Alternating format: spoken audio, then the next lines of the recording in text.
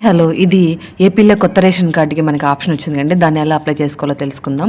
అలాగే కొత్తగా పిల్లల్ని యాడ్ చేయాలంటే మన కార్డ్‌లో ఇంతవరకు పిల్లలు లేరు. వాళ్ళని జత చేయాలంటే గనక వాళ్ళ కోసం పిల్లల ఆధార్ కార్డులు, డేట్ ఆఫ్ బర్త్ సర్టిఫికేట్స్, తల్లిదండ్రుల ఆధార్ కార్డులు, రేషన్ కార్డ్ జిరాక్స్ ఇస్తే సరిపోతుంది.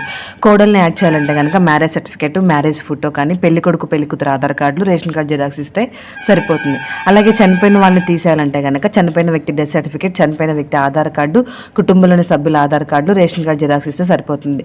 కొత్తగా రైస్ కార్డ్ పెట్టుకోవాలంటే కనుక కుటుంబ సభ్యుల ఆధార్ కార్డులతో ఇస్తే సరిపోతుంది. అలాగే స్ప్లిట్టింగ్ అంటే రైస్ కార్డును విభజన చేయాలంటే కుటుంబ సభ్యుల ఆధార్ కార్డులు, రేషన్ కార్డ్ జిరాక్స్ ఇస్తే సరిపోతుంది. అలాగే అడ్రస్ చేంజ్ చేయాలంటే కనుక రేషన్ కార్డులో కుటుంబ సభ్యుల ఆధార్ కార్డులు, రేషన్ కార్డ్ జిరాక్స్ ఇస్తే సరిపోతుంది. ఇవన్నీ పల్లెటూరు వాళ్ళైతే కనుక మీ సచివాలయంలో చేస్తారండి.